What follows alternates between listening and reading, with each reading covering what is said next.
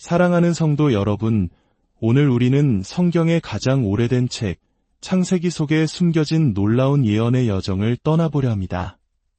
바울 사도가 휴거에 대해 기록하기 훨씬 이전에, 요한이 계시록의 환상을 보기 훨씬 이전에, 그리고 예수님께서 내가 너희를 위하여 거처를 예비하러 가노니라고 약속하시기 훨씬 이전에 창세기는 이미 그 이야기를 담고 있었습니다. 만약 그리스도께서 그의 신부를 데리러 오시는 가장 생생한 예고편이 성경의 첫 번째 책에 담겨 있다면 어떨까요? 지금부터 우리는 창세기 속에서 휴거를 가리키는 심오한 발견들을 함께 탐험할 것입니다. 이 귀한 말씀을 나누기 전에 잠시 시간을 내어 구독과 좋아요를 눌러주시면 더 많은 분들에게 하나님의 진리가 전파되는 귀한 동역에 함께하게 됩니다. 여러분의 작은 손길이 복음의 통로가 되기를 소망하며 이 영상을 보시는 모든 분들의 삶에 하나님의 평강과 은혜가 가득하기를 기도합니다. 첫 번째 발견, 창세기 속의 예수 그리스도 이 놀라운 예언적 그림을 이해하기 위해 우리는 먼저 하나님께서 성경을 통해 어떻게 말씀하시는지 이해해야 합니다. 성경은 단순히 역사적 사실만을 나열하는 책이 아닙니다. 성경은 여러 겹의 층으로 이루어져 있으며 표면적인 사건 아래에는 더 깊은 진리가 숨겨져 있습니다. 우리는 이것을 모형론이라고 부릅니다. 이는 하나님께서 성경 전체에 걸쳐 자신의 계획을 드러내시는 가장 강력한 방법 중 하나입니다. 창세기는 단지 과거를 돌아보는 책이 아니라 미래를 내다보는 책입니다. 요한복음 5장에서 예수님께서는 종교 지도자들에게 이렇게 말씀하셨습니다. 너희가 성경에서 영생을 얻는 줄 생각하고 성경을 연구하거니와 이 성경이 곧 내게 대하여 증언하는 것이니라. 구약의 모든 페이지는 예수 그리스도에 대한 증언입니다. 구약의 사건들은 다가올 실체의 그림자이며 그 실체는 바로 예수 그리스도이십니다. 그리고 이 원리는 창세기 22장부터 24장에서 가장 명확하게 드러납니다. 모두가 아브라함이 모리아 산에서 이삭을 바친 이야기를 알고 있습니다. 이는 성경 전체에서 가장 극적이고 가슴 아픈 이야기 중 하나입니다. 하지만 대부분의 사람들은 이 사건에 담긴 예언적 중요성을 놓치고 맙니다. 창세기 22장 2절입니다. 여호와께서 이르시되 내 아들 내 사랑하는 독자 이삭을 데리고 모리아 땅으로 가서 내가 내게 일러준 한산 거기서 그를 번제로 드리라. 아버지가 사랑하는 아들을 제물로 바치라는 명령을 받습니다. 이 이야기의 모든 요소는 정확하게 그리스도를 가리키고 있습니다. 첫째, 이삭은 번제에 쓸 나무를 직접 지고 산을 오릅니다. 창세기 22장 6절은 아브라함이 이에 번제 나무를 가져다가 그의 아들 이삭에게 지우고 라고 기록합니다. 이는 마치 예수님께서 자신의 십자가를 지고 골고다 언덕을 오르셨던 것을 떠올리게 합니다. 둘째, 이삭은 아버지의 뜻에 순종합니다. 이삭은 자신이 제물이 될 것을 깨달았을 때 저항하거나 도망치지 않았습니다.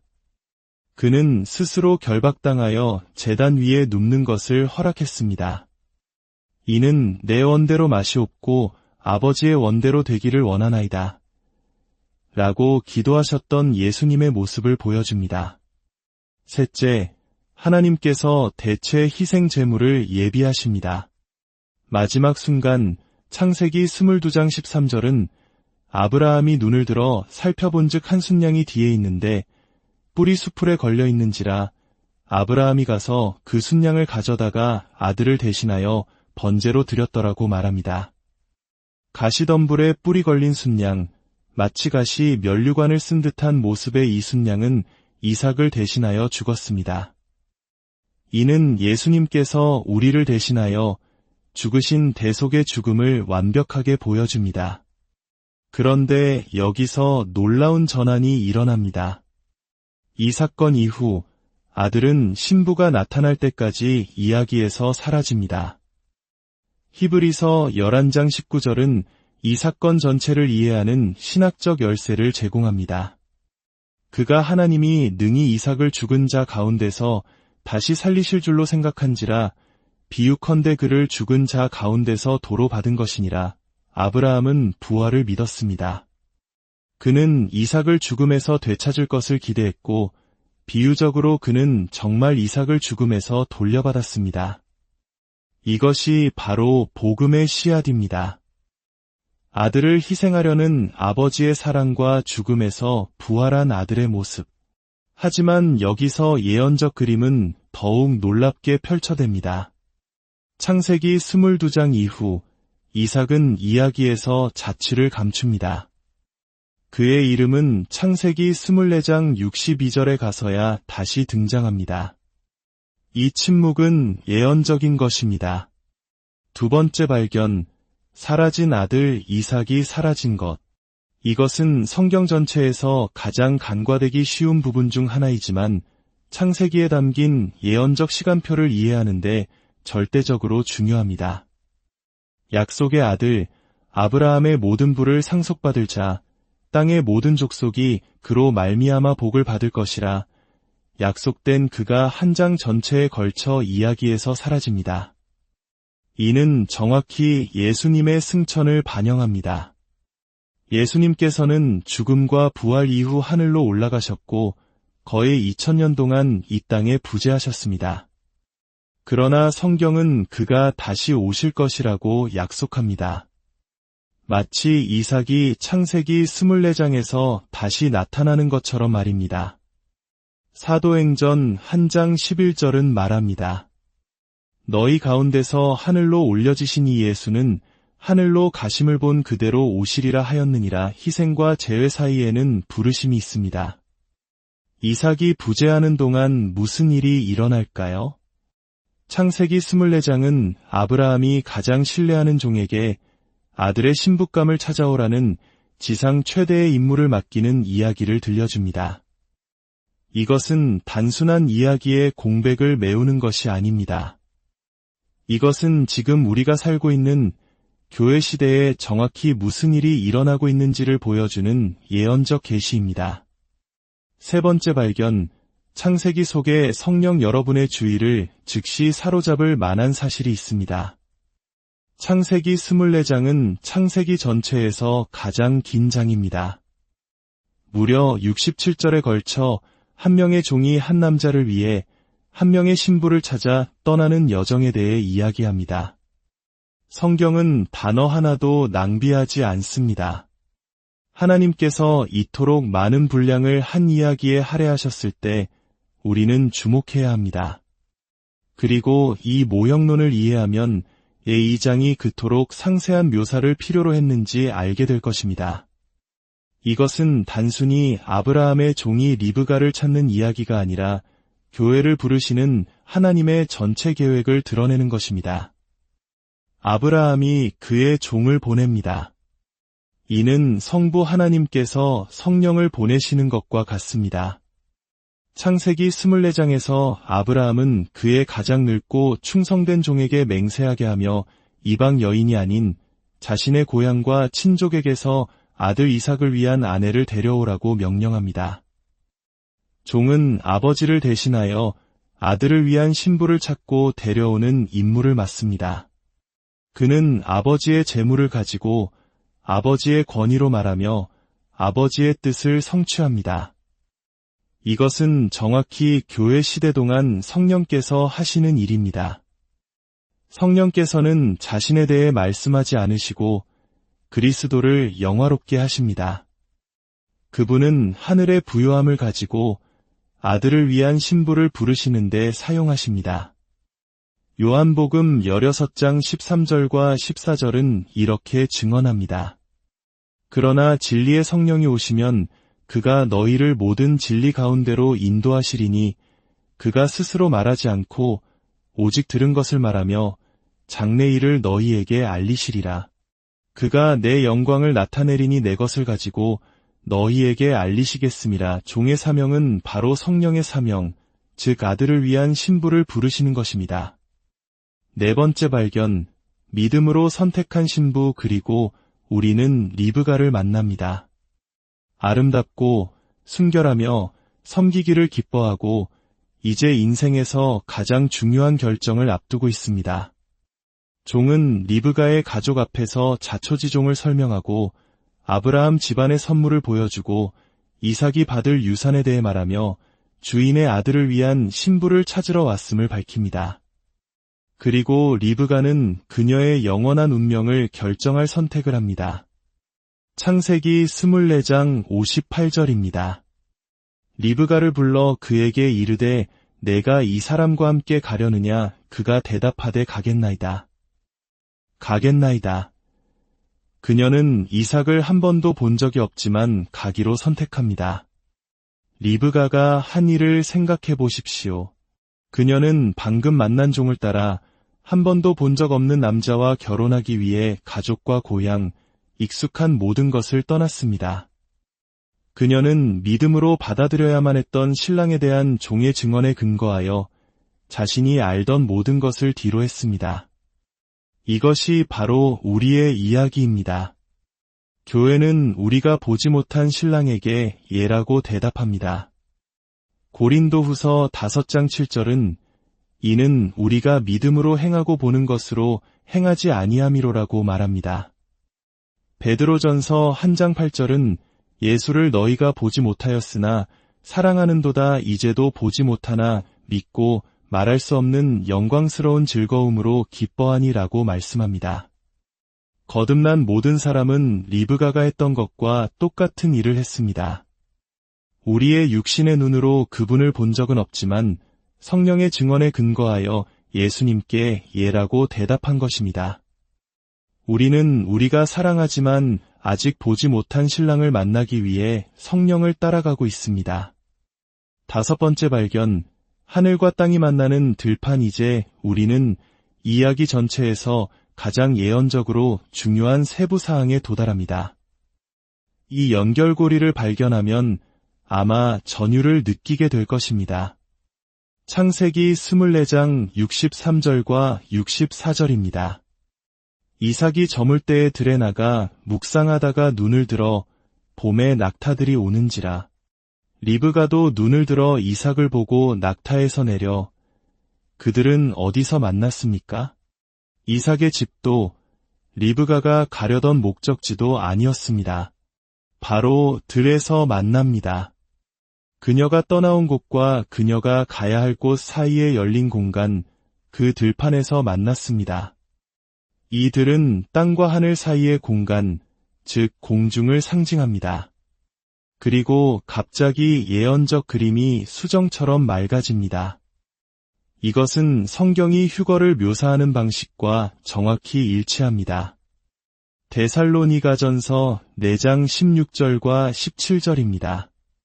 주께서 호령과 천사장의 소리와 하나님의 나팔 소리로 친히 하늘로부터 강림하시리니 그리스도 안에서 죽은 자들이 먼저 일어나고 그 후에 우리 살아남은 자들도 그들과 함께 구름 속으로 끌어올려 공중에서 주를 영접하게 하시리니 그리하여 우리가 항상 주와 함께 있으리라. 휴거 때 그리스도께서는 땅까지 완전히 내려오지 않으십니다. 교회도 하늘까지 완전히 올라가지 않습니다. 우리는 그분을 공중에서, 즉 땅과 하늘 사이의 들판에서 만납니다. 마치 이삭과 리브가가 그의 집과 그녀의 여정 사이의 들판에서 만났던 것처럼 예수님과 교회는 하늘과 땅 사이의 구름 속에서 만날 것입니다. 모형은 완벽하고 예언적 그림은 정밀하며 그 시점은 정확하게 일치합니다.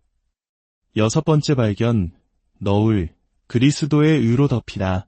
예언적 그림을 완성하는 또 하나의 세부 사항이 있습니다. 창세기 24장 65절입니다. 종에게 말하되 들에서 배회하다가 우리에게로 마주오는 자가 누구니이까? 종이 이르되 이는 내 주인이니이다. 리브가가 너울을 가지고 자기를 가리더라. 리브가는 이삭을 보자 너울로 자신을 가립니다. 여기서 사용된 히브리어 카사는 덮다, 감추다라는 의미를 가집니다. 그러나 이것은 단순한 겸손이나 문화적 관습 이상의 깊은 신학적 중요성을 지닙니다. 이 단어는 죄가 속죄를 통해 덮이는 것을 의미하기도 합니다. 시편 32편 1절은 허물의 사함을 받고 자신의 죄가 가려진 자는 복이 있도다 라고 노래합니다. 리브가가 이삭을 만나기 전에 너울을 쓴 것은 신부가 신랑을 만나기 전에 합당하게 덮여야 한다는 영적 진리를 보여줍니다. 우리는 우리 자신의 의로 그리스도를 만나는 것이 아니라 그의 의로 덮여 그를 만나는 것입니다. 이사야 61장 10절의 고백처럼 말입니다. 내가 여호와로 말미암아 크게 기뻐하며 내 영혼이 나의 하나님으로 말미암아 즐거워하리니 이는 그가 구원의 옷을 내게 입히시며 공의의 겉옷을 내게 더하심이 신랑이 사모를 쓰며 신부가 자기 보석으로 단장함 갖게 하셨음이라. 너울은 우리를 하나님 앞에 받아들여지게 하고 신랑을 만날 준비를 갖추게 하는 그리스도의 위의 덮개를 상징합니다. 7번째 발견, 살아계신 이의 우물 대부분의 사람들이 놓치는 또 다른 예언적 세부사항이 있습니다. 그것은 이삭이 이야기에서 부재하는 동안 어디에 있었는지를 드러냅니다. 창세기 24장 62절입니다. 그때에 이삭이 브엘라에로이에서부터 왔으니 브엘라에로이는 나를 보시는 살아계신 이의 우물이라는 뜻입니다. 이곳은 단순한 지리적 장소가 아니라 신학적으로 매우 중요한 의미를 지닌 곳입니다. 신랑은 살아계신 이의 장소에서부터 그의 신부를 맞으러 돌아옵니다. 이는 현재 아버지 하나님의 우편에 앉아 계시다가 살아계신 하나님의 임재로부터 그의 신부를 공중에서 만나기 위해 돌아오실 예수님과 완벽하게 평행을 이룹니다. 생수를 주시는 신랑께서는 살아계신 이의 우물에서부터 그의 신부를 만나러 오십니다. 8번째 발견, 영원한 본향, 새 예루살렘이 놀라운 만남 이후 신부는 신랑과 함께 영원한 본향으로 가게 됩니다. 그곳이 바로 요한계시록에 묘사된 새 예루살렘, 하늘의 도성입니다. 요한계시록 21장은 인류 역사의 정점을 보여줍니다. 모든 시대가 끝나고 모든 심판이 이루어진 후 하나님께서는 새 하늘과 새 땅을 창조하십니다. 그리고 요한은 거룩한 성새 예루살렘이 하나님께로부터 하늘에서 내려오는 것을 봅니다. 신부를 위해 단장한 신부처럼 말입니다. 이곳은 꿈이나 상상이 아니라 우리가 부활한 몸으로 영원히 거주할 실제적인 장소입니다. 새 예루살렘은 눈물도, 죽음도, 슬픔도, 고통도 없는 곳입니다. 이전의 모든 것들이 지나갔기 때문입니다. 그곳에는 성전도, 해도, 달도, 어둠도, 죄도 없습니다. 하나님께서 친히 그곳에 빛이 되시고 우리와 영원히 함께 거하시기 때문입니다. 모세가 지었던 성막이 이 땅에서 하나님의 임재의 그림자였다면 새 예루살렘은 하나님 자신의 실제적인 임재 그 자체입니다. 이 도성의 규모는 우리의 상상을 초월합니다. 요한계시록 21장에 따르면 그 도시는 길이와 너비와 높이가 같은 정육면체이며 각 변의 길이는 12,000스타디온, 즉 약 2200km에 달합니다. 이는 한반도 전체 면적의 수십 배에 달하는 어마어마한 크기입니다. 하나님께서 인류 역사상 살았던 모든 성도들을 위해 예비하신 처소는 이토록 광대합니다. 이것은 예수님께서 내가 가서 너희를 위하여 거처를 예비하면 내가 다시 와서 너희를 내게로 영접하여 나 있는 곳에 너희도 있게 하리라 고 하신 약속의 성취입니다. 지금 이 순간에도 예수님께서는 우리를 위한 처소를 예비하고 계십니다. 사랑하는 성도 여러분, 창세기에 기록된 이 한 편의 이야기가 수천 년 후 일어날 교회의 휴거와 하늘의 혼인잔치를 이토록 정교하게 예표하고 있다는 사실이 놀랍지 않으십니까? 아버지의 뜻을 따라 자신을 내어주신 아들, 그 아들이 부재하는 동안 신부를 부르시는 성령, 그리고 믿음으로 신랑을 향해 나아가는 신부, 그리고 마침내 하늘과 땅 사이에서 이루어지는 감격적인 만남. 이것은 단순히 오래된 이야기가 아니라 바로 당신과 저, 교회를 향한 하나님의 위대한 사랑 이야기이며 우리를 향한 영광스러운 약속입니다. 오늘 말씀을 통해 창세기 속에 감추어진 하나님의 위대한 구원 계획을 발견하는 기쁨이 여러분 모두에게 임하기를 축복합니다. 하나님의 말씀은 살아있고 지금도 우리에게 말씀하고 계십니다. 주님의 이름으로 여러분 모두를 축복합니다.